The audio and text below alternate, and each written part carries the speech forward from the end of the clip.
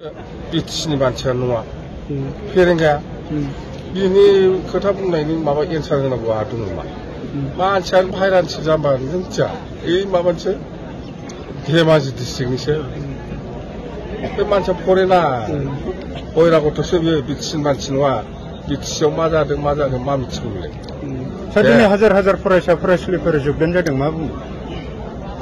हाजार माने 2077 जन एन्टायर बिटिसि गसाइगावनिबो दङ भेरगावनिबो दङ क'क्राझारनि दं चिरांनि दं बिजनीनि दं बरबदरानि दं उदालगुरि भेरगाव तामुलपुर गासै टटेल 2077 जन छात्र छात्रीफ्रा दिनै जोंनि पार्टियाव खामानि मावनो होननानै ओंखारबोदों बिसोर गासैबो भटारजों आरो सोरबा सोरबा फरायखांनानै जोब्बाय आरो गोदानै फरायफिननो हायाखै बेखार जानानै दं दा बेफोरबायदि मानसि माखासे दङ आरो माखासे रानिं कन्टिनिउ इउनिभार्सिटिनि CITनि ओमफ्राय बै माबानि स्टुडेन्टफोर दङ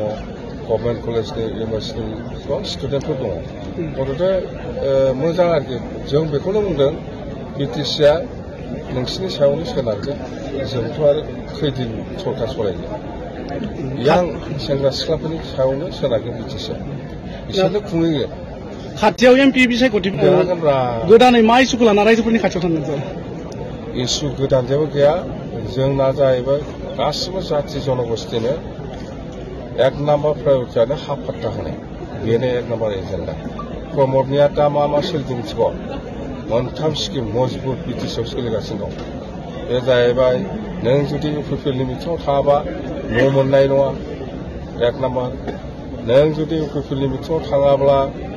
75,000 मोननाय नङा 2 नाम्बार 3 नाम्बारा जाहैबाय नों जुदि इउपिपिएलनि मिथिङाव थाङाबा अरुण'दय स्किम मोननाय नङा बे मोनथामा बिराद सलिड स्किम बिटिसिनि दा मिथिबाय